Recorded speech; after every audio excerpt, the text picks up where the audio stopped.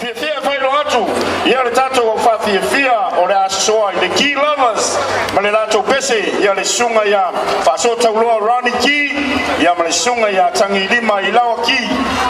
Ta maiti mai le fionga o sare aula ka mai ke le lava.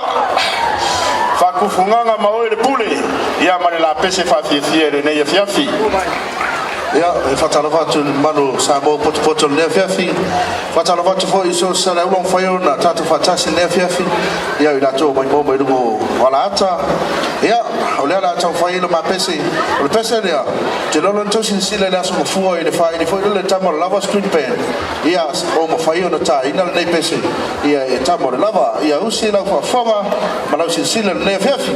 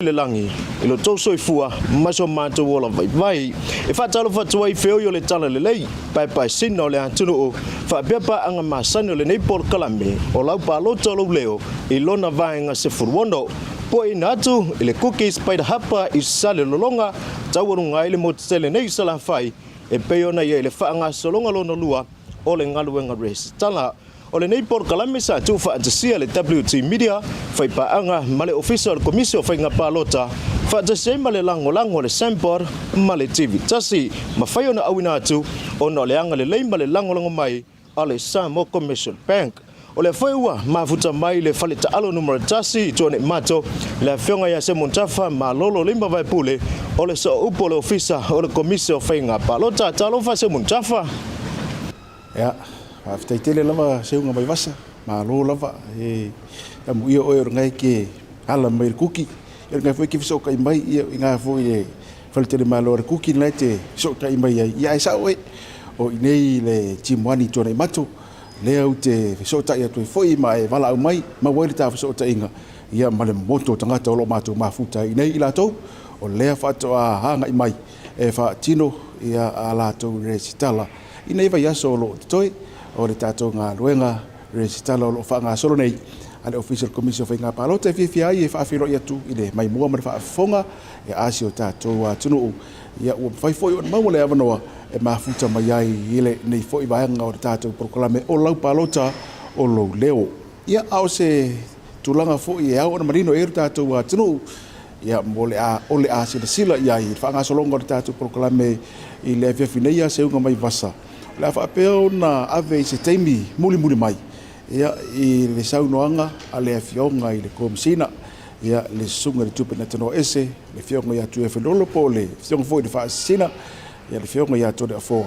O le aia ili atu isi o vaenga tā ua ilana wholosanga e au on manino ilo tātou watuno a o tātou ia i tonu lava ia i le periota le nei o lo whangasolo inga aluenga ale ofisa o komisio whainga palota ma tā pena atu ai ia mole tātou whainga palota ia au kuso ai tā ua mole sila fia e le tātou atunu, sila fia e le atunu lau teleo i lātou ia e whaia le palota, sila fia i lātou o loo a vea masui whaolioli e tau wā i le whainga palota. Ia, ai maise lava, o le toi whaamanino ina, o tū langa lava, o tū la whono loo lima taita ina ai. Ngā luenga la ofisa o komisio whainga palota, waenga nā ua oto atu seunga mai vasa. E mai mo, ia iro tātou atunu, i se teimi muli mai, i le whaanga solonga, o le tātou proklame ai toi tu ina tu le tātou proklame nisi fu vaenga o le ai to mua mai ai ia ile nei fiaf Whaftai se muntafa ia vai atu na o le whaima solo lo wafu le vela ai ono le tumu tangata le stala ia pe ona ia le tātou faleta alo e wha malolo on sai ia o disi na mata ambuta ua ia whailo o le ave ia lau sila i le wha ngā solongo le tātou proklame e le ise tātou wholosanga le nia fiafia pe ona masani na tomua le tātou proklame ai o se awa noa o le amai moa ila tunu o iniso tangata resi tala i salafai a o whaaso ai o lātou wai a tatau ma le tāua i whainga palota ia ka ika ia i kongol makongo ngā kai vai ia ele o whapeo e alua loko whaikalia ka ngaka ia langa ia kala paloka ai loko ai a mi o kongol ka ngaka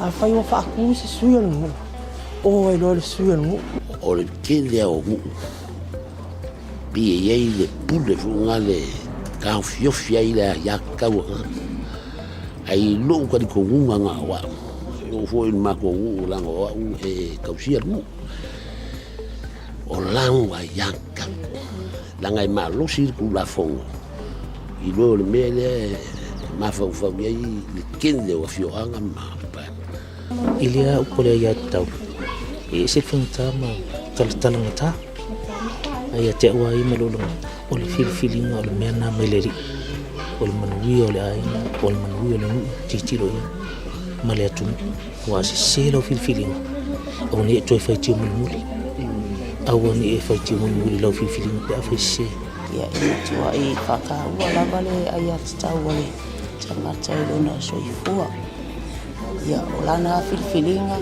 e maua i lona manuia o lana po filifilinga ia i whapenga ko ia o ngale esi manuia e maua i pe a whai lava o lau ai atitau lava e whaka ua lava i ati oe ia whata ua le ai a tatau o le tangata soifua o i lava ufila ngalo e palota iei ia o lana lava le ai atitau ai o kele ke tonu tulanga ho le o le fatonu o tu e o le palota o e ia po o e foi te fatonu mai po ai tau na o palota ia a le filinga sa loto tasi le me alo fa le tu ona tu i kanga ta o le amtanga o la wa ya tau o le me nai patino ia tia ele ai se ai ai na me le si tangata Ia maola o ia tau foi, o te whaongaina, o te filifili ai le tangata ua oiloa, ua ono mea, maanga waa, e na te tau aveina le tofi o le i tu malo.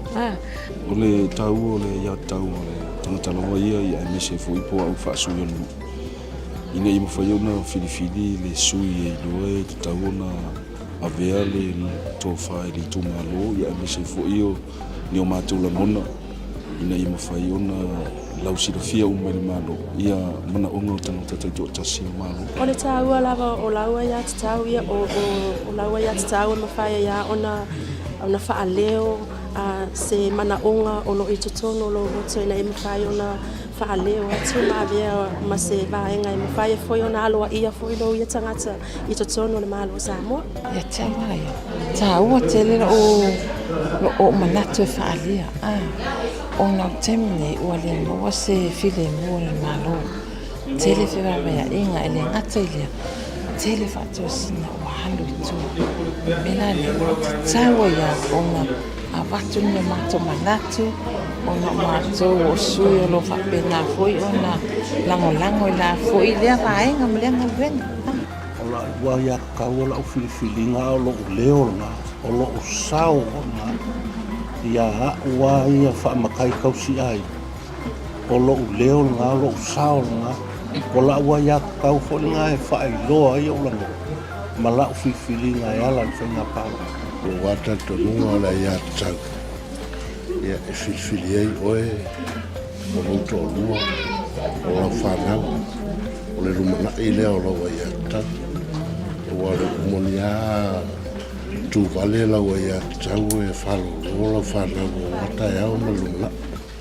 O manatu whaalia nao nisi na awaile resi tala i tu malo palaulitasi lua maritolu whaempea i male tu malo santu paitea e tofu le tangata malona whaawingaina ai ole ai anta tau o le saulo tonga whaavai ma whaamonianga e soifua mai maso sa tangata soifua tusa po le ale landu o le tali tonunga le tu ainga po le vaenga o le lalangi o lo ono whai o le whaamoemoanga ina ia whaantaua laua i ata tau.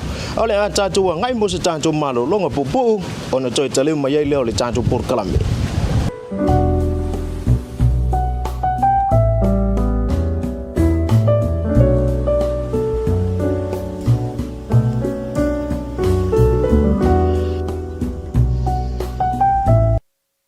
Toi le se tupi. Ya au le wa mo ta jo feso ta inga ya male afionga ya se mutafa fale ta alo tona mato mo mata uputa ua mai le official commission fainga balota. Aftai malo lava ile tulanga fo lo ia le tato o unanga ia le fu lava ile le foi taimi o le fatinonga o le ngaluenga fa pe foi ase si ai se ko persifi o sifi foi dai foi se ko pe ai o taua o le na e tau fa ata mai se unga mai basa ia vai ngalela tamo foi fa ilo atu o le foi sa o avatu ile amatanga ia vai ngau afa pe ona ave ia le sila mal fa fonga le atu no ile fola sanga ia po le sa unoanga le fionga ile komsina amata mai tato tunu ia ole no fuanga nei tona mato pe ona iai e le kilipi le tama i video lava tava aiwa foi le wa tele lava ina ave tanga te lungo pe ngata ilangi lungo le Facebook le video ia sa fa pe ona tupu nei roya sonte nei roya sonte nei sa tupu nei o luma lai o bol pitol lai luma o le ia fe to le ala mai tonu mata inang fa tino ia le ngal wenga ale ofisa ia ona nga e mai lole ila lo i tulanga le pe ona maua mai i tu atu le tatu prokolame le fa ata dia ile nga e mai malo le tunu nga e mai luma i le vai ngolo ia ia li i mata mai ofisa e fa tino ai ia le resitala e pe ona e maua mai le tatu prokolame ai ole tama i video le nasa uva ai tu ia ole SS ia inga i le va o le tangata na sa fa tino na resitala male sui o le ofisa po le ali o le ofisa ia ai elelei o le a vatu pea le avanoa i le fionga le komisina se iona ia au ili ai masau noa ia i le tūlanga tonu lava e pei foi ona iai ia le vala lea wa mo fi ona fa Yesu e suenga ma fa oto iai ia fufuanga ia i le tūlanga lea a fa atino ile nga luenga ala ofisa o le komisi o whainga palota. Mea la lea, usi mai la usi le sila. Ia i le amatanga lea o lana wholasanga. Ia i tūlanga ia po o pawhita uli sa mai tauina. Ina ua amata le tātou ngā luenga. Ia i no fuanga ia pe ona iai o le tate. Ia mese ai o le no fuanga nei i tuana i mata. Usi mai la usi le sila mlau whaafonga. Paftai, o le makaapunga kula i mai o le whalata alofu i lea. Jimu mea kasile i tuana i mata. O le mataupua i li poki o ku inga mai fo i la whainga ruenga i o kanaka fo i ngā ruaku. Wa iei le mosilfia la tunu o i kako busi e whaingi o tate ma o le whalata alo le mea kasi. E mo e kau aku tangaka siakinga o pepa. E ka ula le verify al vaenga nga e verify inga pepa po atoa. Atoa lau pepa o whakanga le o e keanga i lunga ko kongo le ale moko lo whakinga ngā ruenga ale atoa. Ia o ngā ku whafui o e wai le mwhainga e a ulu whale. Awa e o ku fo i luma whakinga le skala. I le mwhainga whakinga o langa i le o ako pepa. Pepa mo mio pepa whanau. Ia masa pepa whailo fule ID. O le yelo waka. Ia o lo kusalo ngole lungo le pepa whanau le pepa whailo. O pepa ka uanga e whamau ni ai fule o e tangata le onga le pepa whanau o e fo ngaka boilinga. Ia e mese foi. Ia whamau ni o le mele te alalai. Ka fo ngai se pepa whamau ni a fule le mele te alalai. E pe o ngala le whaonga e sui o nuu mo sui te maitai o nuu. Pe a whan pere se pepa whamau ni o le mele te alalai. Ia e whaonga ngā sui o nuu mo sui te maitai e whamau ngia. Ia le mwelo e alalai. O whakingo le o lau ke skala. O le whawhitau la le ngā kūla i mai. O le ungari. Ia bo aku ngei e maleu sol ka maloa. Ia o le ngā siake kuluma i kako pepa fui verify ai. Ia le ako me o kumalatok. A whakongula i e le au whainga ruenga i le mwhainga wanga i kukonga le skala. O ngai leo ato pitai. Ia wala fo upu mawha le au whainga ruenga. Upu tau whamatau. Ia o le ngā langkula i mai ai. Ngai whawhikau. O si whewha lau whainga ruenga i leo ngangaka. I leo ngi angeru hui lako. O lako ho tangata whainga ruenga le malo. Ia o le lafo upu mawha ma upu whamatau le au whainga ruenga. Ia po lo whaalawe lawe ngā ruenga le ofisa. E mauri e o lalo tūra wholo o whainga parota i rona vaenga. Sarau lima sulu ma le tolu o le tūra wholo. Lo whapea mai tūra wholo. So se tangata whaalawe lawe ina le ngā ruenga le komisina po i lato ua tuofia whaatino ngā ruenga e mo lia i lalo tūra wholo. E manino al tūra wholo o ia ngā whela ua whaatino e li vaenga na. Ia i al tūra wholo tuatu fo i eri malo le malo. E whaatino la topito la au. Ia peo le whese inga nā. E mafua lawa i le atu tangatai le atua la tu pepa mo mia. Ia e ui fo ina whailo atu le au whainga ruenga. Ia al whawhitau fo. Ia wasai. Ia ma lafo upu le mingao ma le tusai. Ia tu ma le nganu whaasamo. Ai mise upu tau whamatau. Ia pe fo ina whailo au. O lau whainga ruenga fo tangata soifua. E fo la tu la ngona. Ia e whaari tūranga whapea, ia e whamalu aku. Ia le kariangi vai. Ia almea siri. Ia o le sa, ia malu le malo. Ia malnafo, kua kule kula fongo. Ia peo la pota inga nai pa i o le atunu. E whai fo i o lo ko sai mai. Ia a sa ia ko fo i lo ofisa wa rua kausanga whakingo ni ngā ruenga. Ia e sau ko ngofua ia. Ia le mea na le utura i mai nei, le ua kumu mai. Ia walo whak. Ia wale sisi me mawhai. Wa uki kaimi. Whakingo le ngā ruenga. Ia o le kakalo ala ofisa. Ia mau pero ko vai malawa longa sa i le tunu. E o umai la le waki. Kaungu umai ai. Ia pe a whape a koa pe pai fo i te suak moi. E pe se whamakalanga lea male. Mo le silfia le malu le tanto o tunu. Sau noanga na ngā le whionga i le komisina. Ia e whamanino fo i ma abatu i le atuanga. O nisi o whaafitau ni sa tupu. I le lafo i mai aso i le no whanga le nei o whaatino ai i le tātou ngā luenga. Ia mai toi whaamalosi atu pea. Ia i le mai mua mare whaafonga tu tātou atunu. O le upu lawa i whaonga pea i tātou porokalame. O no sai. O no sai. I lo tau mai. Ia ma vaenga lama lo amata mai i le ngā luenga le ofisa. Se ia tau mai le no whanga. O lo whaatino ai ia lau restala. Wai peo nai wala ia leana mawai lana saunuanga. Ia i whaese inga fo i saaria e mai. Ia o le nāua e whaafonga mai. le fo wa fai ai ia le tūlanga i susuenga mai au susuenga whaatino fo ai ia fo fuanga uma ia i le whaafitau di sa whaapeona e mai tauina ia i le lafu i vai aso ia mao le talalava lea fo ia matupea ia e le alo lava ia le tūlafono e lima te itaina ngaluenga le official commission whainga palota i le tūlafono a whailoa la o a esolia nisi o vaenga o tūlafono peila o na iei la tuia e mai e whaatupu le vevesi ia peoo i o la tūlima i sui o ofisa o le lafo whaamatalanga upu whaalamonuma au mai whaamatalanga se ia o le naua whaamanino atu le taunu unga oe ia e pei wha ona iai ae avea ma whautuanga mole ma malu o le tātou o tunu o lea i le ianga i mai e whaatino le lato sitale nei vai aso i e te toe ia e onu sa lea ngai umaloa i e te le ongo sai ia o ngā afia fo i leo oe ia i tūlanga ole tūlafono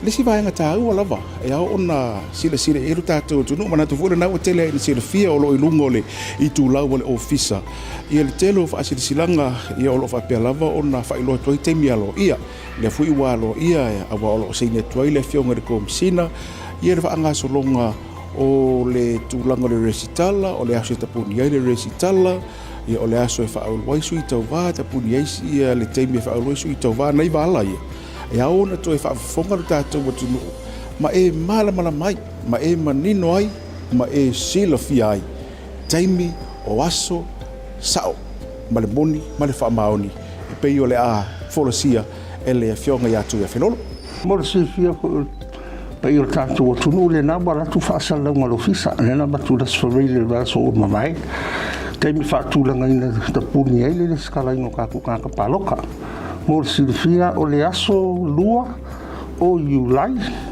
i le wha i le fiafi e ka pungi ele online. I la tōre stala me i penga te whailangi e ka pungi alo ia le wha i le fiafi o le aso lua o Julai. O le aso tolu o Julai i le wha i le fiafi e ta puni ai i le skala o ka ngaka pāroka uma.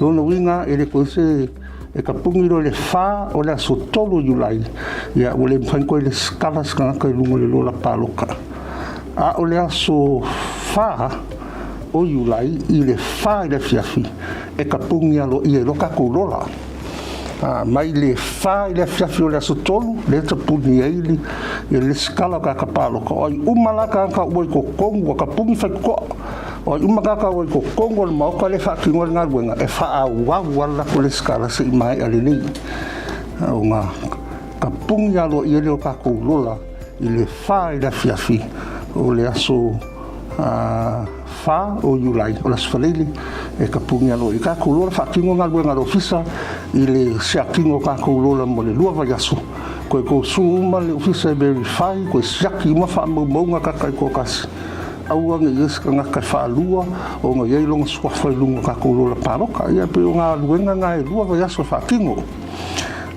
i te taimi whalana ia leo ka kala i whaaluinga me sui ka wā mo le silfia ngā fōu laku whaasalonga o le asonga fua ni whiko Julai kau sanga ni ka kala alo i ai le whaaluinga mai o sui ka wā o whaamoe ka wā ka whainga paroka kasi le vai aso whaatino ele ngā luenga o le se fulu lua i le awa uli o le aso to nai le aso se fulu lua na o Julai e ka pungi aloa i ai ka kala i le aso ngafua le aso fiko Julai ka pungi le se fulu lua i le awa uli o le aso se fulu lua Julai o le aso kua ngai le ngā ia o ngai whaasolonga ngā kako ngā luenga o whaatingo mo le teiminei mo le silifia e tali tono le naua e manino ma e malamalama i vaenga ia ia pia fo na tama fai atu e la ia se isi por kala me te mawai ia fa amtalanga sao fa amtalanga ia mai le official commission fa inga palota tato por kala me nei o lau palota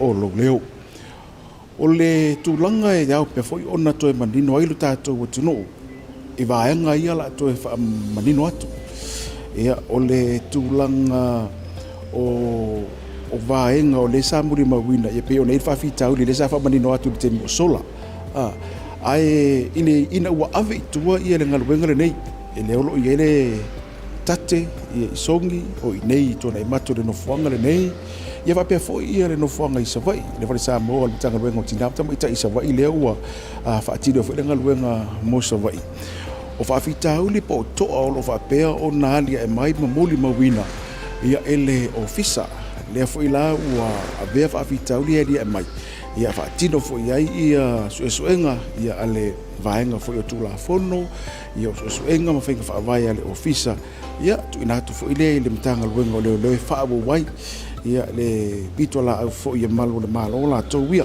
ai Tautua ia lo tu fa fonga le leia ia i vaenga ia au wa olo i lalo umo le tula fono e te toi mana tu ai foi ma e si le fia ai le tau sanga olo i le tula fono fainga palota le olo lima te ita inai ia le ngā luenga i le temile nei e Tautua la mo tātou umalava Tautua mo tātou le mamalo le atunu lea e anga e me resitala pe ua umo foi ne resitala ia e Tautua mo e le saunuanga lea e Tautua mo tātou le wha moe moe e tau vā le whainga pālota lona winga o tau ia e vea masui wha orioli e tau vā i le whainga pālota po le alawa le whainga whaiolo o tau vā ai ia e Tautua mo sui tamaitai ai maise o sui unu ia le folosanga le nei o le atu inatu ia ina ima whaia o na silafia ma tā whai oi le tangata lava ia i le teimini nei o lesi whai vaenga le awha manino atu o le tūlanga lea o i lātou whai le pe o le fesoa soani le sui tau vā le ta o komiti le o ko yen komiki le ngai keimi i lalo tu la fono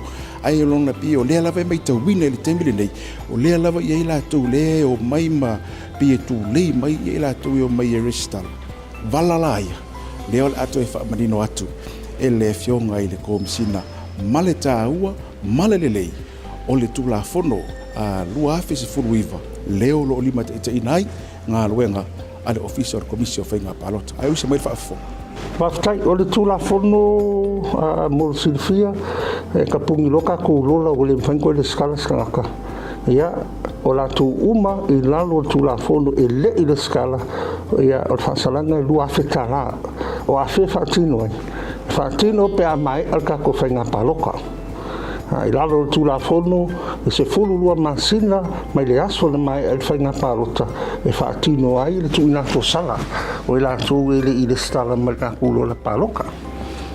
E whawhikau o mai tau le ofisa teimi nei, le whaua whapena, le whaatino ai le ngā ruenga le ofisa, mau tū ina tū le ofisa leo leo. Ia i la tō ua mōria mai le ngata i pōru nei a savai, ua kaumwhai le tangata e le stala, ia po le skala fo le o mo le skala kanga i le pepanga o le skanga ai muri aku kanga ka yo ngal pepanga ia wa mo le skala i le skanga ai fo le simea wa uma le skala kanga i langa pepanga ka sa o le a wa le skanga ka mo le pepanga wa le kas wa kam fa i le skala mo silfia wa meli poki wa uma fa su ngal ofisa ma e fa ma ni le ofisa vai nga ia ma ua kuinga koe mōlia i le tūlafono i le ofiso leo ma ua mauar kaka lesi kaka ko kasi ai lo sa iri lesi ko kasi le ofiso leo whaasole mōlianga e vene whansinonga teimi nei fo i o le ilunga suenga le ofisa i la tō ngā whaakingo mai le skala kaka i lunga o penga tawhailangi kasi email ngaka ia e lusu fu mo kupu ngaka i le skala mai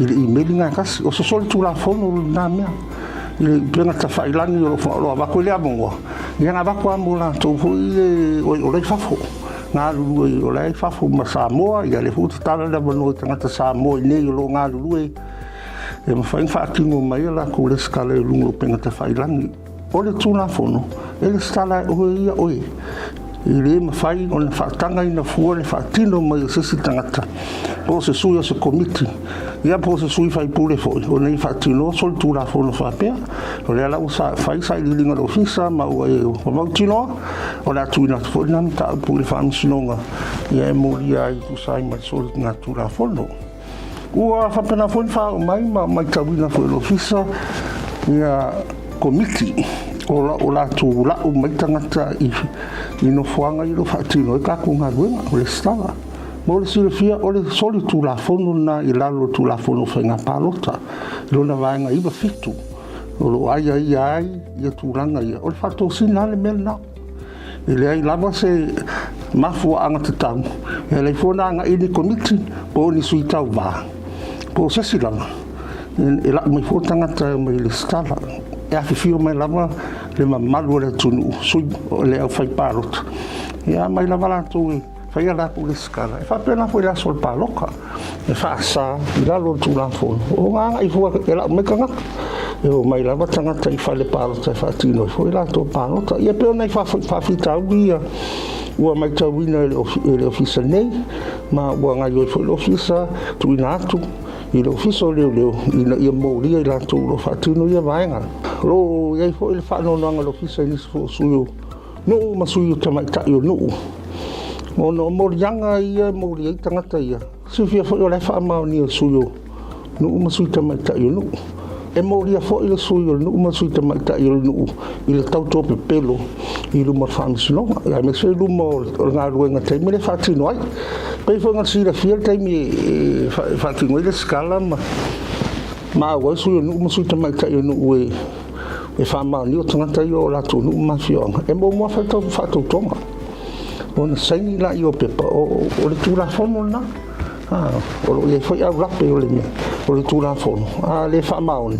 E tu ina tu foi fa msunonga fai muri anga tala fenga ia pe nei fa fitau ina ro fenga i maru visa taimi nei ta sanga ta ko ku se fai me a milton na ela ngonga la vai lo sa pe fa na we lo sa ai ti i le tau nei fai a wai muri o le tu na fono o le fa tuanga foi na su yo no musu ta mai ta yo no i le nga fa alo alo fa tino nga ruenga male a milton ai si le fia lo se tanga to no po lo fianga pe tele mamala mai foi ya le amena me ma alofanga e muri ai o pa fai ai o seni o lo seni wa e fatino wa e seni maro fa ma on sa ma la toto i tu langa la e pe le ngai fa kwa ngai kwa ku pa i ka ko ku no fo se fia ma lo fo ma ma ai o tu la fo no wa fa su i va tu la fo no fo o au la pe fo tu la fo no ma me o pa pui ai me fai ma me le tau na fai ia ile va ia o komsino se tu la fono de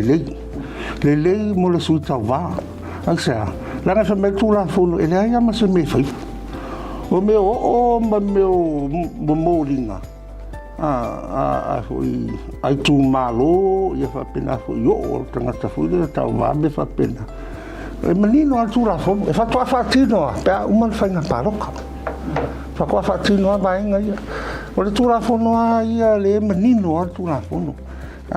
O le piriota o le whainga pāroka.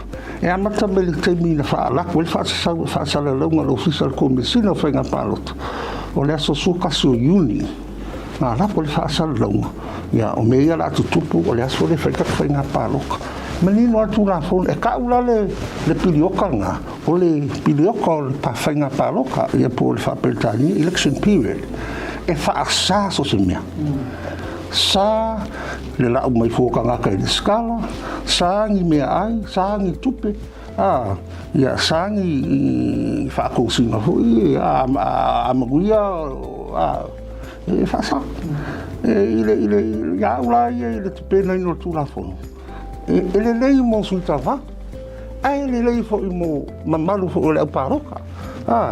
O a fo le whaasa fu ngō lau, ia ka paroka ka wanga sui ka wa wa le sui fa fika uli nga o ka paroka ai sa manga il kula fongo ko se kula fongo le lei mai ku lua le lei mo sui ta wa le lei foi mo ka paroka i le fa ka wanga wo ngai paroka su pe ngai o pe ku le lei ngai la wa i o kula fongo le lei te ni ua whaafonga mai mo mai ia lo tātou atunu ia i le wholasanga manino ia ma le malama lea sa whaapea o nā tu i nā tu ia i le mai mua ma le whaafonga lo tātou atunu o lau pālota o leo le na lea o lo whaingoina ai ia le tātou polokalame le nei ma o lona tāua ia ua whainoa umalawa vaenga e au o nā sila fia le lei ia e tātou umalawa, tātou te ito tasi, o tātou le whaia te whiriwhiringa, ai se a, le hanga o tātou te pālota ina, ia te itai o tātou watunou,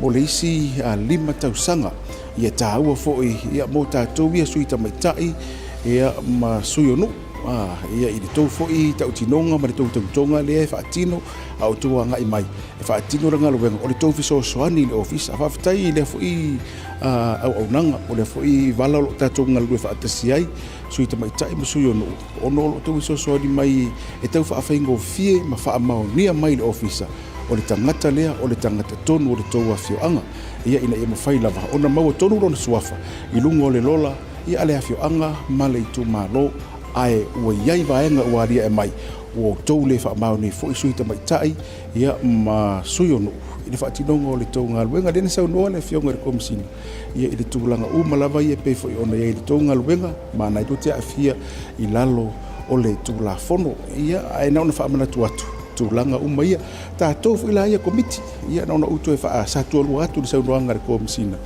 awa ia tātou te whaira nā tūlanga o le tau woma lau mai fua ia tangata ia mai e whaaresitala sa o le tonga le nā o le tangata e sau i lava na ia whaila na resitala a o fo ila le aso le pālota e sau i lava le tangata ia whaila na ia filifilinga sa o loto po o ai e fia pālota i ai ia e pi o tūlanga nā lua whaamanino atu e tutusa le tūlanga le nā le nisa no ori komisina o lo walu la o mintangata se to o tele pe to o se fulu pe to o alua se fulu au mai i le nofonga le whaile resitala ma le wha au ngao lau i meli e tasi e te au mai e tangata e lua se fulu wha resitala online mai ai i lau i meli e tasi sala o i kula fonga ma o lea fo e ua whaamanino atu lava ia tūlanga lena ta ori komisina Wei ia ila tu sa fai fenga tau fa valia fo ilo fa unga pe fa na ore si sa we resitala ia wala o fai la mau aua e ke ka alo ile temile nei le anga ile o ele na o tala fo ile o ta u e komisina langolango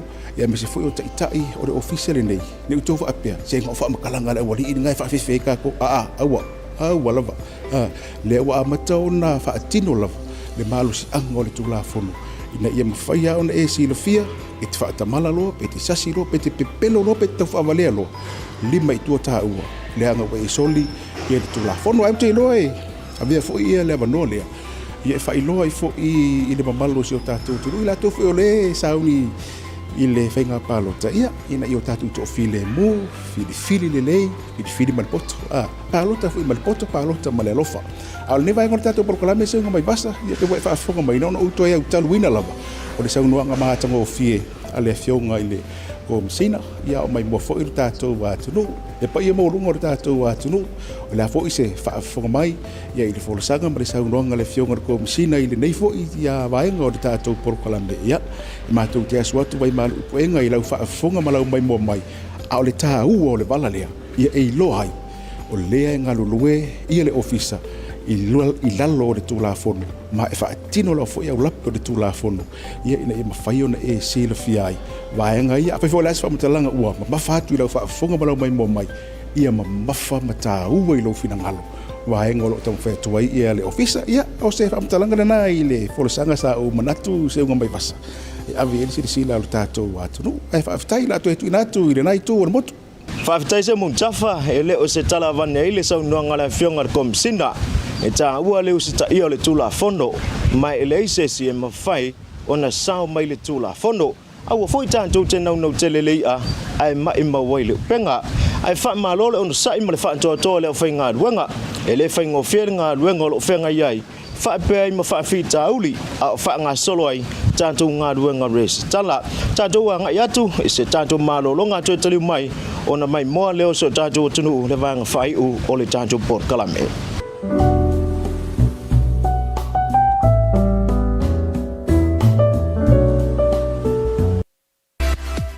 O le langolanga o tūle nā le tātou Port Kalame, le Samoa Commercial Bank a whape foi, ia ma le cookies by the hapa i sale longa, ia ele motele nei sala fai, ia e mau ese o tātou tangata le tāua o whainga pālota.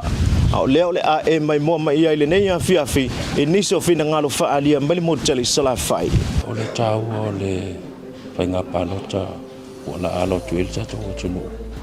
Ia o laua ia te tāu lea, wa oe ia o lo malo Samoa ia e whapena lava se langona e pe ona iai i whainga pālota ia sa ili ai sui mamalu o le whono au whaitula whono o la tau ia o lo taita ia le malo Samoa I lo lava ia manatu to atasi na hoa.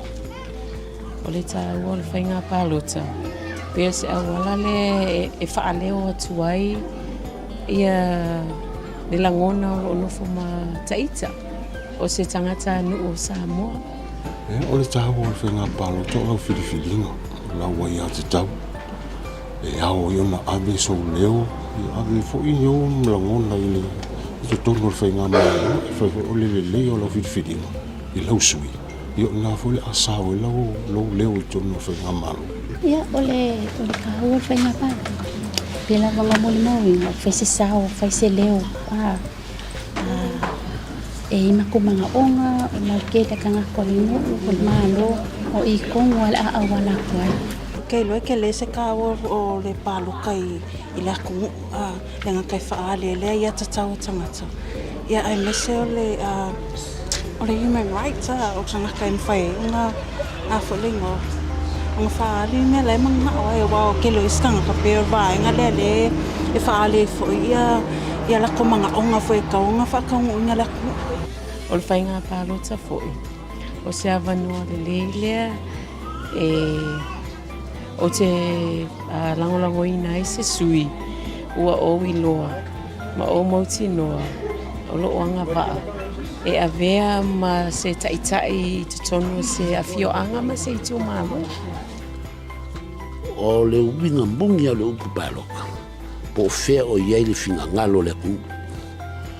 I lewa ainga whaupufai, ma lewa ainga whaupufai. Ia masila ko a le aku. I le anga waa male ko mai. E whaafoe e le aku. Mangi ka ngaka e mongi le alofa I a Samoa. Lo sao ma le whainga palota. E au ngā lea I awatu se o leo po ai o le awhilwhilia. E awea ma taitai le leo se matoi tu malo e whapea wha I le atu o atua. Tautua le whainga palota. Sa ili e ini sui. E anga ia le malo Samoa. La tau fo ia avatua fina ngalo nuu. O I tu malo taitasi te tono le palmini. A le leilau whiwhilinga.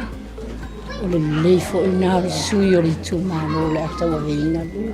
Tofi. A whapea o le lafa le whainga palota. E Tautua le iai o se sui. A le tu malo. I te tonu o le palemene. E whailea ma tangata e fisosoani I mana o ngā fo'i po ne mea fo'i whaalelea le tu malo a le ngata fo'i lea o le atunu o atua Samoa. Ia e mana o mia e le au nei le sui e manu iai le lau tele o le tu malo.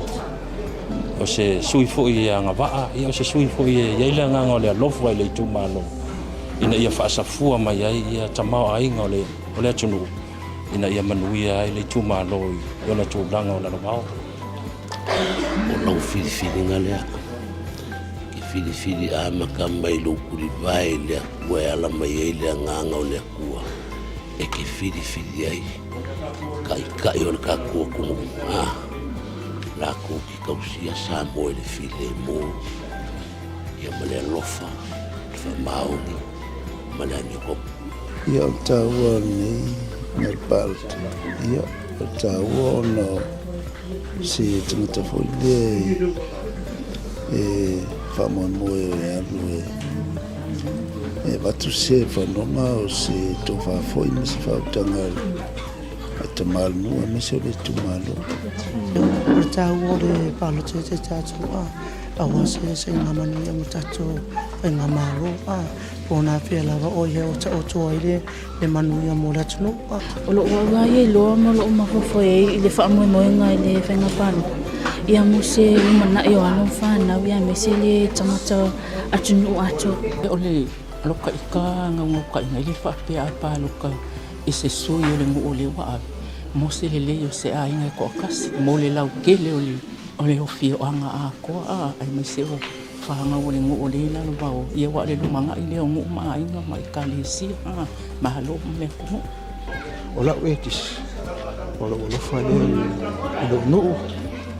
o le tu malo ya mise o lo tanau no mo tu pulanga la lo vao o lo anga ima ki lo mai a washo la tu leo e fai nga malo Samoa o la ka fisiringa kakau le suie ka kiwa e lo fama I kongo mu ai meseria ai lo la vai manatu na wa ia me se fo la wa ia te tau te parata e te tau la bona tato vai mama o ile tulanga ro ia ile tato wa tunu le ngata ile tamau ai ma ia pe me na tau na ave tato famo mua ka wa lo pa luka o ai ale kopi o le manguia ngare ko ma no sa lenga yo ka kosira fiero vai kaimi ya pengang kura email sui ya ngoforo ya pia ai kia ingi le ngu uma me lo mari kumaro ro kula ya kuwa ao fauru no famo manga ko ari kumaro ya mangu ya ri kumaro ro kula ima ya me dengan kuwa lo ya pia ngofo ya fiuri kumaro ko su ya kwa ko ngongo merke merparu ai pawa le kakalo ye o le akula mai ya lo fangia sa ya mongi le lo fa mongi ia o la kapalo ka foi la ia o nga foi ka nga kapalo ka maripoto ele nga kaya nga ainga e ka le sia no ia ai mise Samoa ato ona yo la tau na lava manatu a ole ta u ofenga palota ma awala filfili aita i awala fa demokrasi o ai ata tau fa vai o se awala fa malo si aita ngata tai to tasi fa la botutonga e kalesia no mafio anga e tafi se ai le fa ai longa tangata mama na i ai so se tangata ai se tatu to kolosia tu ya se mutafa e maua mai se tala la ta mai o tatu race tala po le aso numero wo o ye le neva yaso e peyo na fa ai loa ya ile nava yaso ile tatu por klame le faftai a se mai pasa ta ua o va ngale o fai mota tu abatu la va ia le tu la ngolo ia le fai ta wa fai le numero la tu resitala ona ina lava ta tu te fu ia ile tu la ngolo ile ngaluenga ai le ngate ile ia sila fia i fo i ele mamalo le atu o le lava e le i resitala e te tau ona nga i mai resitala le utoi ruwa yaso ato toi ia o te tapu ni alo ia lo lea o le tatou resitala ia pe tapu nia le tatou lola au whaamumonga la ta mai a leo lo iai e whaamumonga ia i le tai au le store nai valu sifulu lima afe tolu se lau i vavalu ia o tatou whaamumonga la ta mai lina ia i le tau valu le tai au o le store nai ia tatou a ngai lai whaapasene le numera lea ua fitu sifulu lua tesi ma le valu pasene fitu sifulu lua tesi ma le valu pasene ia pe a pasene i latou ia o lea ua mai au na resitala ia i le nei foi vai aso pe ia ona tatou iai ia mafaagasolo pea ia galuega e le gate le galuega le faatino i nei i le timoani i tona i matou apea foʻi ia le mauta o le tate isogi ia faapea foʻi ia ma le fale Samoa o tina matamaitaʻi i le mautele i salafai i latou le resitala online mai ia lei totonu le numera e pei ona o taua faafetai atu ia i mamalo le aturu ia le ua mafai ona resitala le temili nei le wo tono le nei numero tele ia mese fo pasene le ua ia ia ona le toanga i mai fa atino la to resitala le ngata lava ia ila to sa hamana ia e taimu sanga le na lo to visa mo mua ma taimu sanga lo na lua ia ila to fo ile na i mai ia ina va yaso ia fa atino i ta to ngalwenga ino fuanga fa apito le lo fa atino ai ia malo lava le o sai ia ile tulanga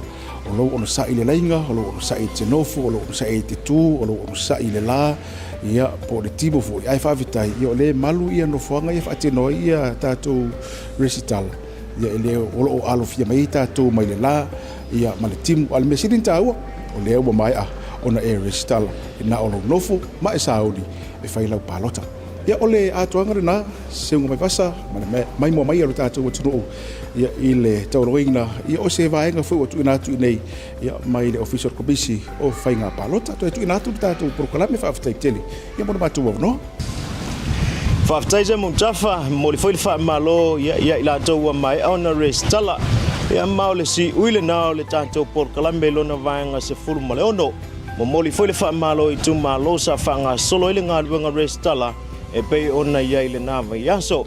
Whaafetai le ofisa o le komisio whainga palota o le Sampor whaapea i ma le TV tasi. Momoli foi le whaafetai, tātou langolongo au tū, le Samoa Commercial Bank, mo le langolongo ino tātou por kalame whaiai, o na awina atu titono o tō maota mo tō lawa. Whaafetai foi le awhionga ia leo ta kuki, masi, ma le au whainga ruenga, ha le kuki spai ta hapa i sa le longa, sa tali malo le malanga mai ia le nei au whainga ruenga. Tau arunga tuai ma le tātou por kalame i sala whai nei, sesio na whaapoponga le mai aso asau, whaafetai foi le tamaitai a tā mara, o ali ma tamaitai seila le whesoso ni mai, au tātou whe malanga i le vau moto e lua, ona o le tātou ngā ruenga resitala. Palota ma le poto, resitala mo whainga palota, o lau palota o lau leo. Manuia whaso saunga le atunu tō whaso i fua.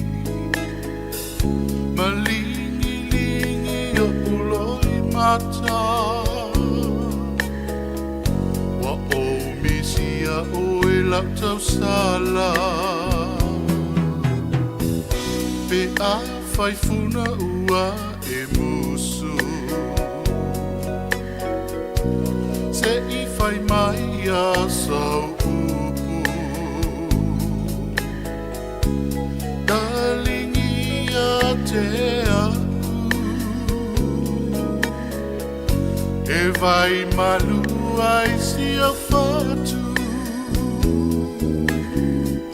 e a fai foi wa ele kea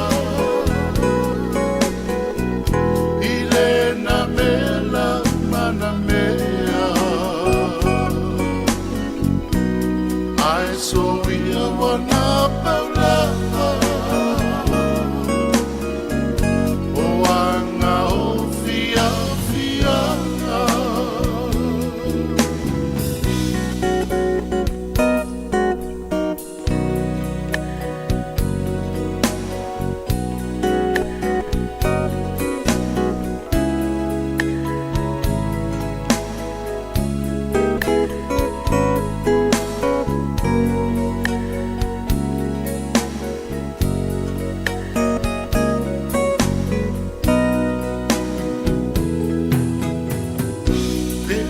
fai foi wa ele kea ile na mela umana mea I so we are one paulava o anga o fia fianga malua elea ma fanfaria o ani ma lingi o loi mata wa o misia o ela tau sala pe a fai funa ua se I fai mai a sa upu Darlingi a te a e vai malu ai si a fatu a fai fo'i wa ele kea ile na mela mana mea ai so ia ua paulava o anga o fia fianga ai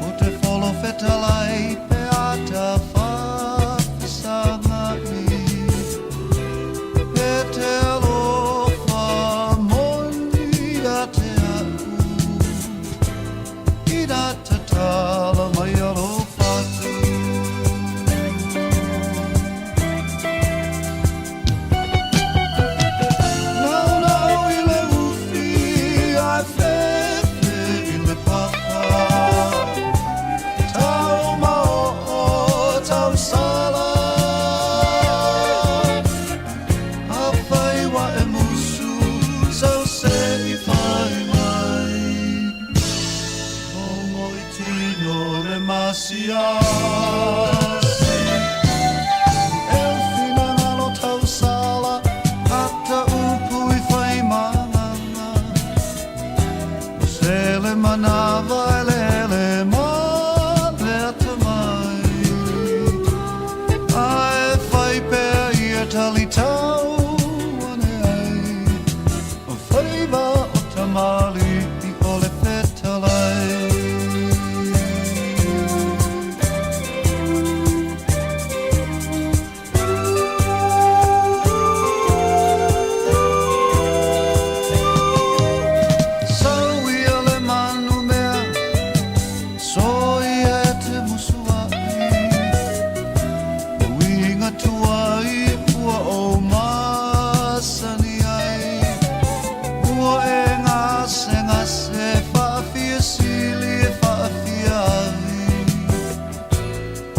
mana oe ole atoa ma e tau anga whau e tau pēr malafo atu nei e pēr mai ua ole ma whau whau ole atu umuli si o uwaka ai ino ino iana tia I wholava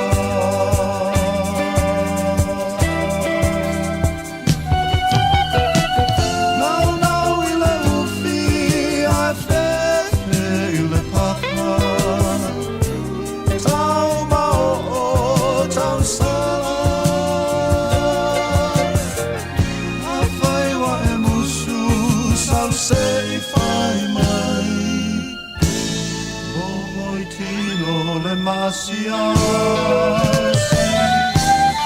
la e tau anga whau e tau pēr malafo atu nei e pēr mai ua ole ma whau whau ole atu umuli si o uwaa ai ino ino ia nā tia I wholanga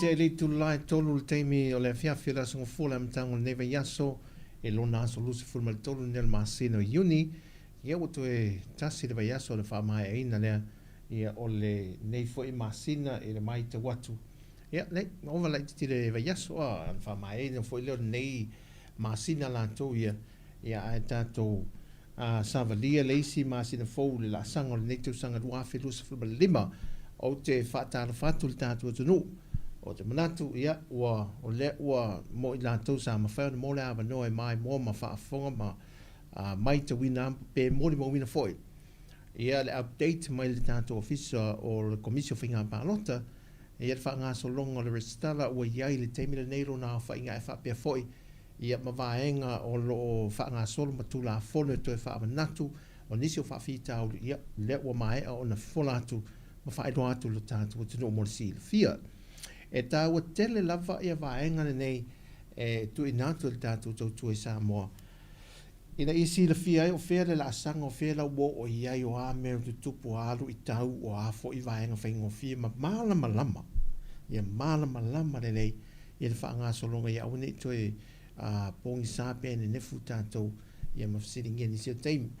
O le ngā luenga whaamanatu le tātou tautua e mese lo fiso whainga pānota ia I tātou te mi umo wai e te mi ngalo ia ai whaamanatu pēr to e siri tātou la fo le mea lena ia I lisi au mai o le updates foi le ia tātou ia watu lava tātou updates ia mwhai o na manatua ia masile fia le mea uho ia i whaanga solonga ia e le toi whela se tana le tātou tautua o le ua uma o le ofisa whai ngā pālota le ne whai atu ia o mai nā pau nā le vaenga lo whai lo atu i le se tana le toi mwhai o na whai iai pe ia fo isi me fa popo yo la si me fa popo le o sa no la fiong el komsina ia mal pa ia le au finga ruenga ia le la to va na fa tinu fa ma lo ia la to sa ia le so to na i mai moni ma wina ia de fa nga so long o ka ta te lo fa fo le finga ruenga le le no fo sa fa me le ono sai ia e tautua le mambalo si tātua te rua e se le te mali i fo i le fa nga so long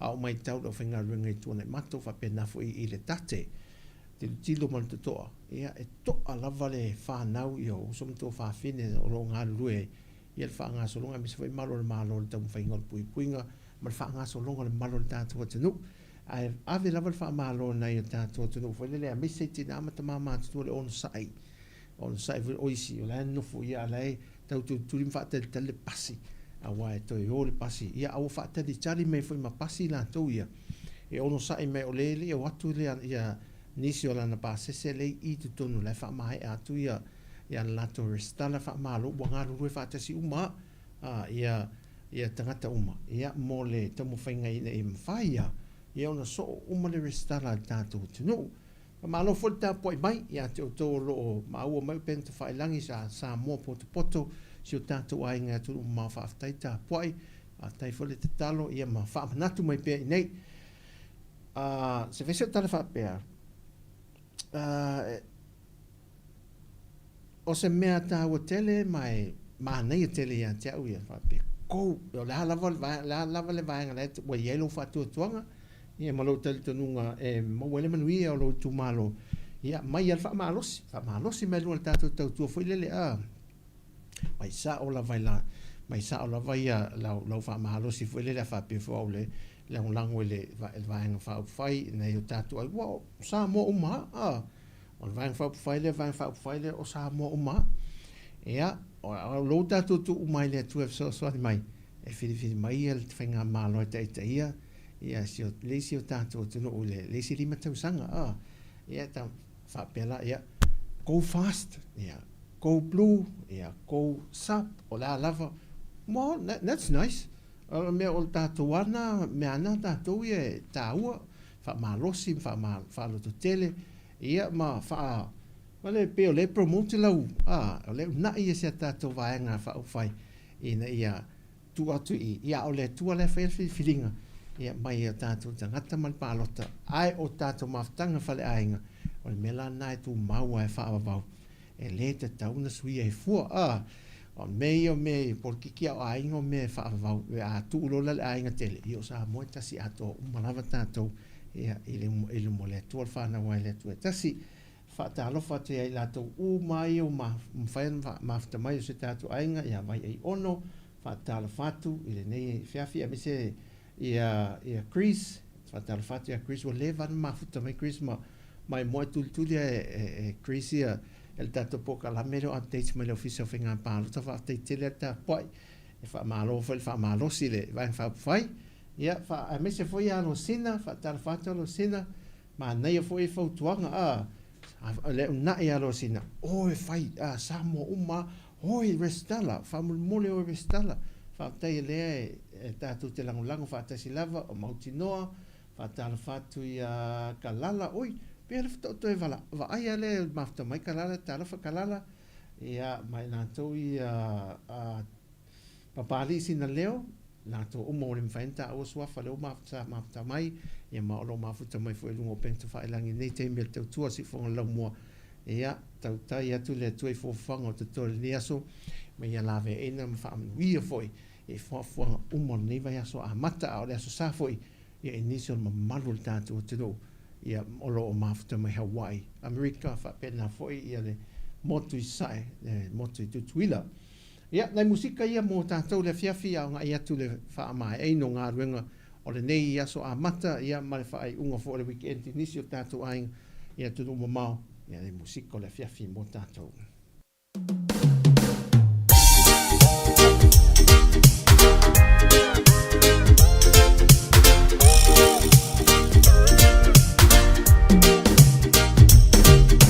fatia o le palo mafta mai ia soifua manuia anga le atu le tua si tātou ainga. God bless.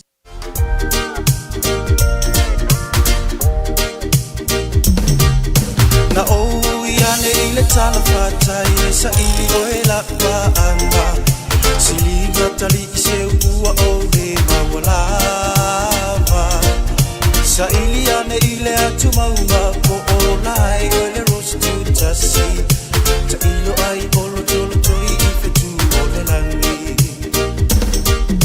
awele na una uta inga ua leva o na fau au fau po a onu mana o nga sa moe manu i le loto le nei ua ku i le enti talu sunga lo fa ale tonunga e maualoa o e ua lau fo i malo i unga anu sa o e sunga i lo le manatu maia a we i tanai talo fana o me masei Wontinga ya oe ino le fa amaoli si le oti lo ole ola ele ai se tofi anusa oe suma ino le manatu maia awe itanei jalo fana o me basei Wontinga ya oe ino le fa amaoli si le oti lo ole ola ele ai se tofi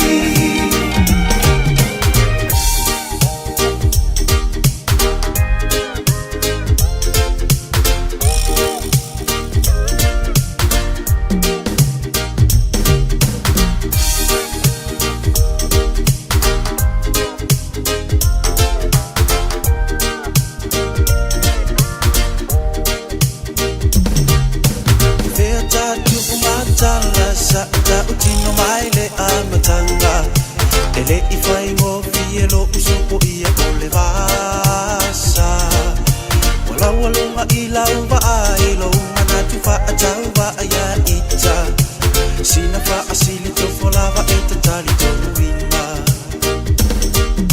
bativa lava I foninga a ole ano fa eta mau aina au mana o au te etere o ta o fimawina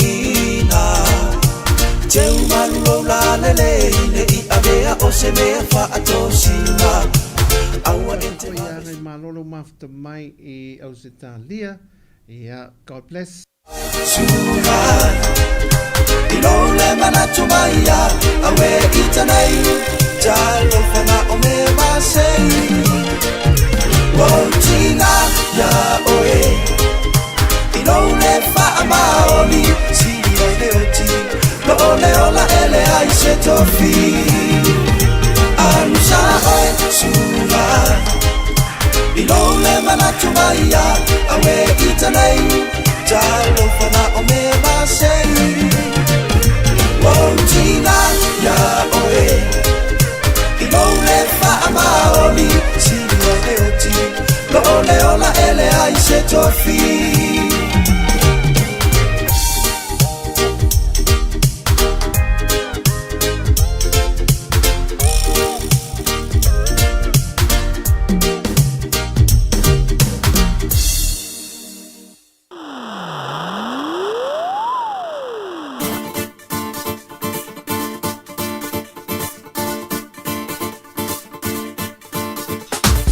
Minuto te litu la tolu te mi Samoa.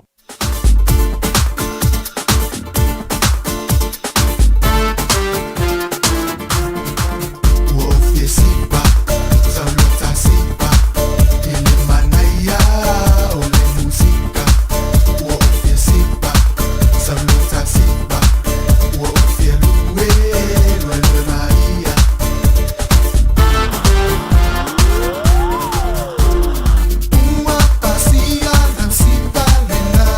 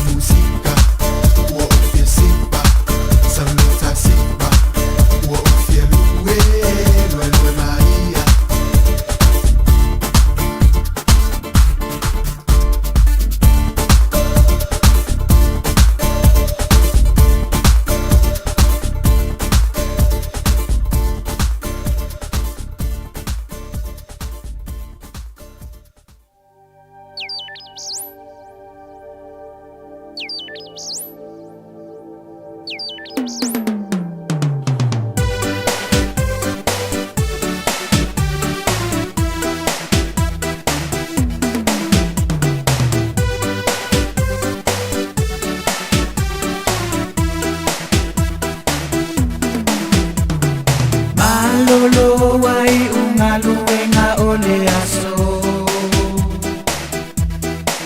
le ai se vai vai o le tino e fia pe alo uloto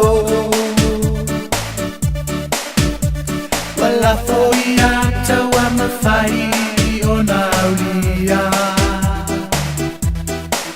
o mena o tatalo le tua ya e fa amanuia o anita le ni mafe au sa o tawa le ua fua mai fua e tusa e maona tau le tau le ale ala wanganu tau fi pale mawino tete e opainga faane yona po tatalo mawa se malolo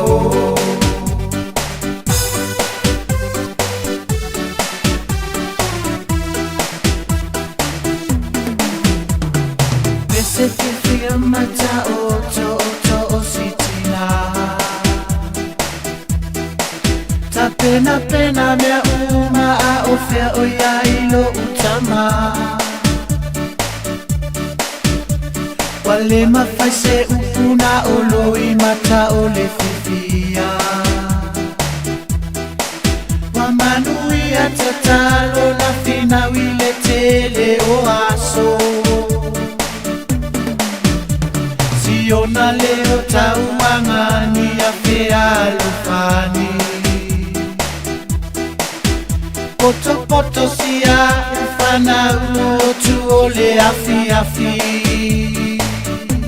Le taule ale ala wanganu Tau fi pale mawino Tete e opainga faane yona po Tatalo mawa se malolo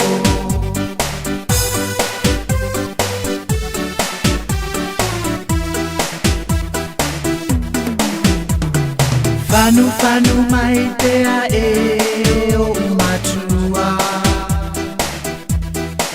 Inai tau mawhainga wha a whetai Fautua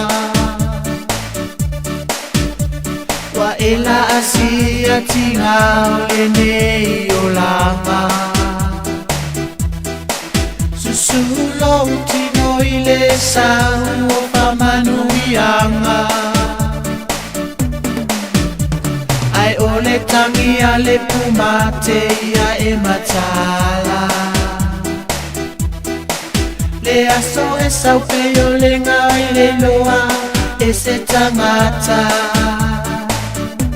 Le taule ale ala wanganu Tau fi pale mawino Tete e opainga faane yona po Tatalo mawa se malolo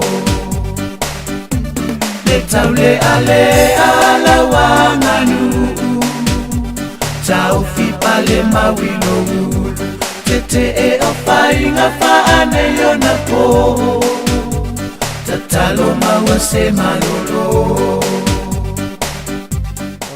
Fatalo fatu si usa ia le fionga tuala vidiamu lo mafta mai ia ole anga ina le anua ma anga ia ituai lalomanu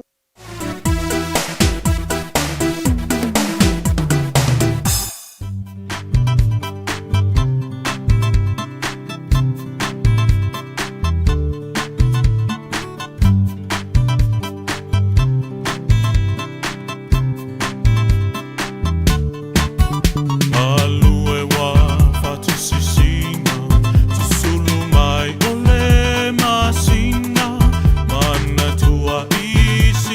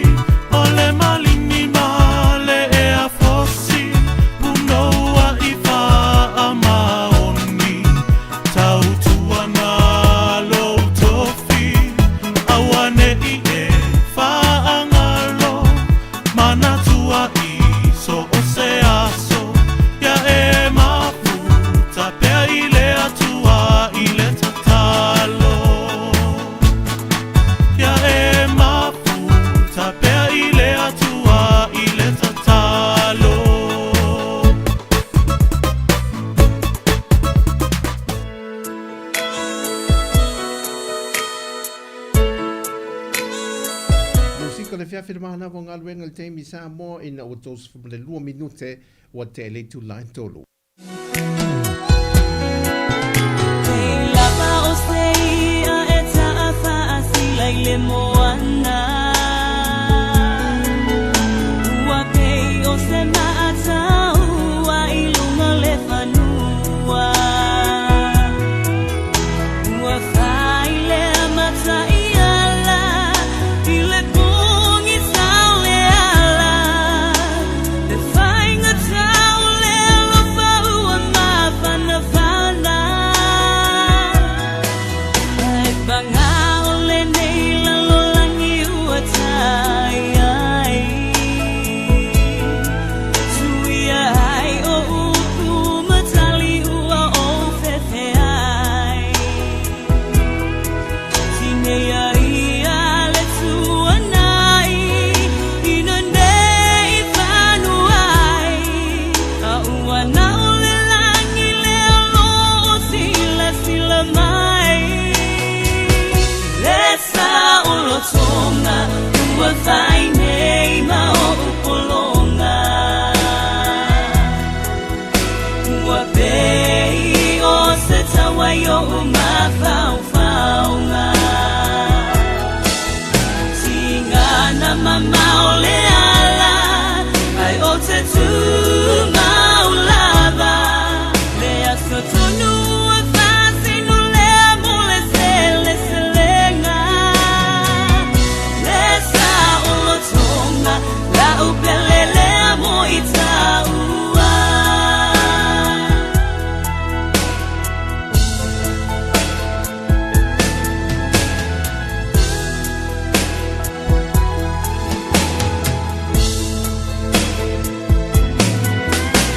Ua pei o se ata whaasolo I o umawhauwhaunga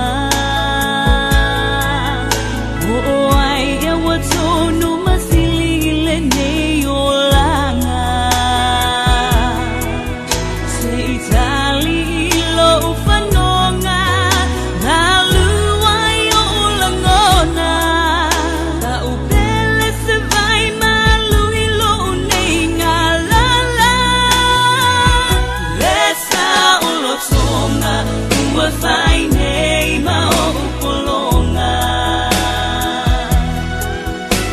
Ua pei o se tawai o umawhauwhaunga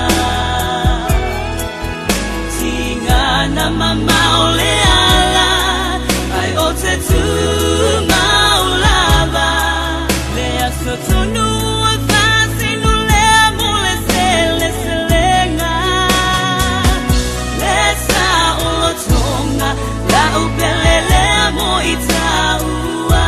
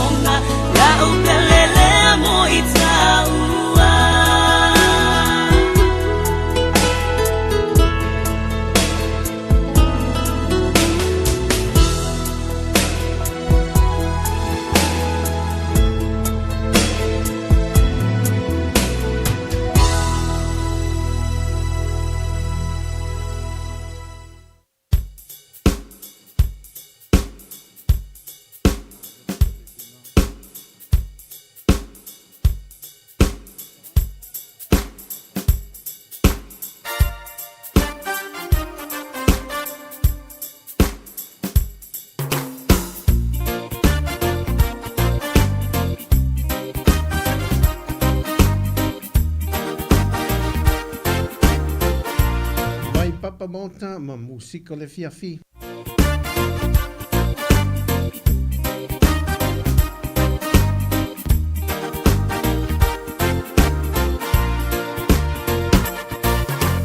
Rockin', the good rockin' show.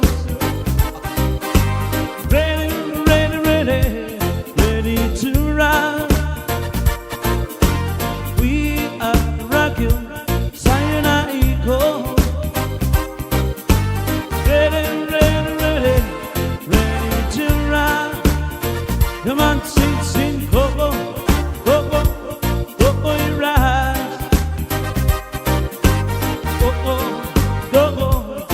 Go, you rock star. Go now, go, you rise. Go, you rock star.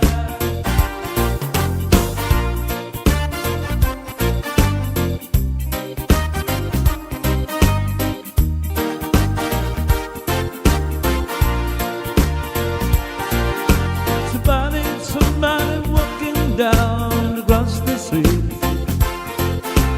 carrying a baby. Move your side always, rockets free. Positively, hook up, walking in the night, yeah. Move your side and wheel, rock it tonight. Come on, sing, go. Manuia le fiafi Chris, ia manuia fo ia ngā se senga o le tau mawhana wa amata a. Go, you Rasta Rike.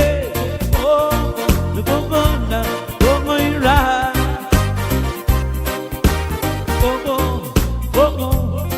Go, you Rasta.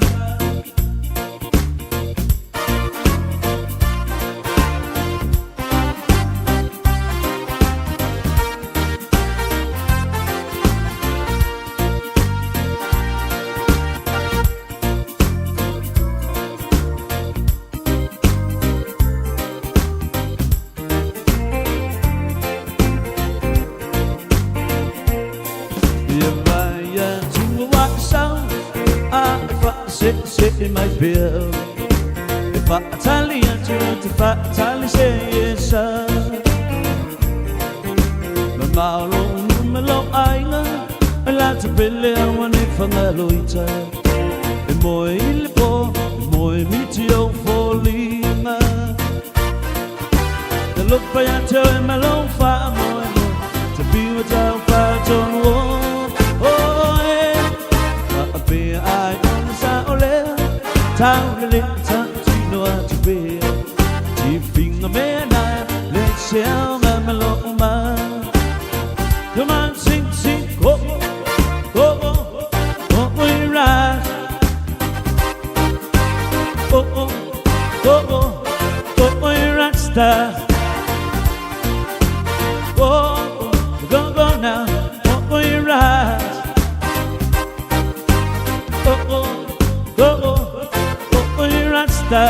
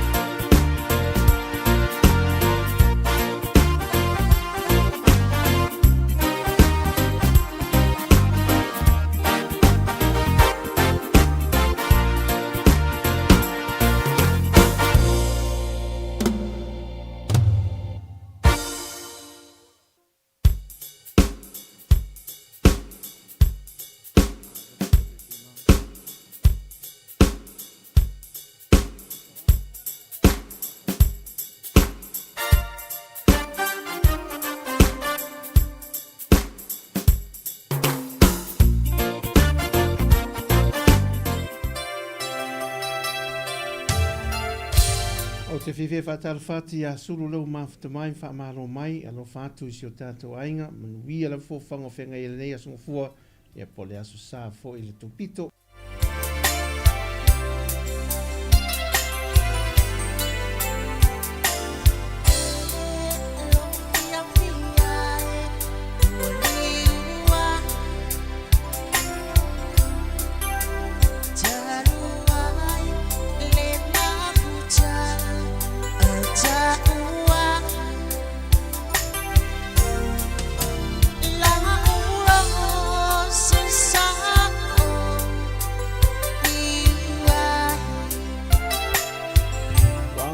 tienga ngai laloman.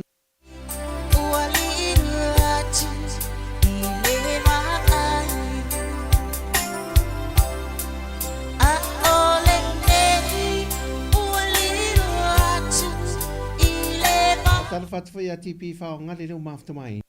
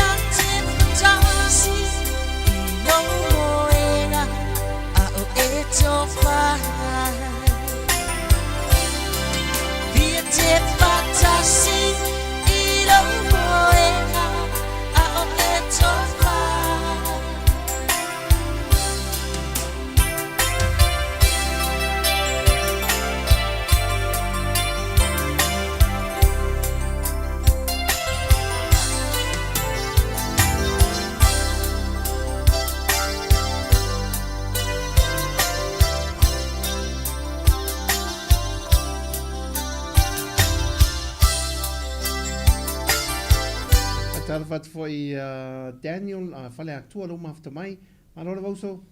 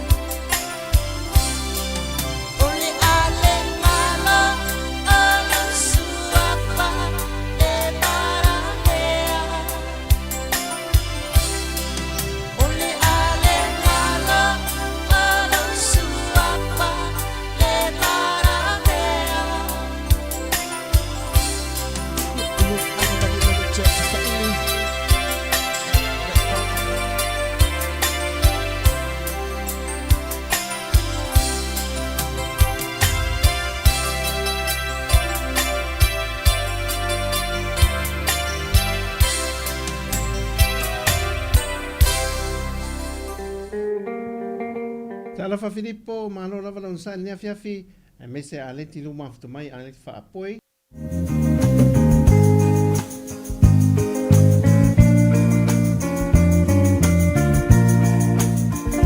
La opele e mai 5 stars in otulai mal temi le fast fu mal fitu minute te e letti lai tolu.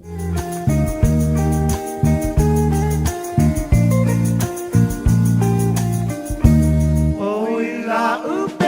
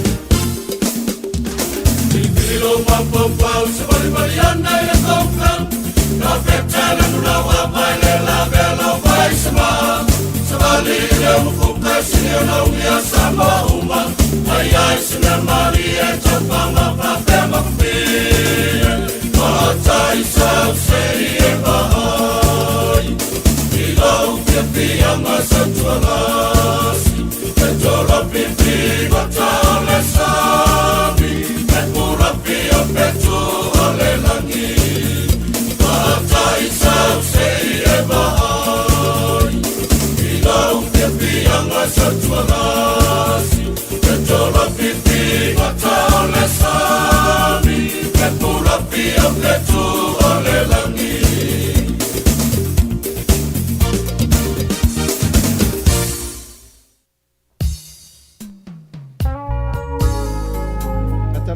se friend on me lielo mafta mai ya me se fo ia nutu tasi ang le leile toi fo fanga to nei a yaso amata ia a me se fo ia nga sengon tau mafo le fia fila to ia ma lo le balon sa i mal tau atai my bongo girl my bongo girl you were dwelling in my heart tafia ilo so alofa atoa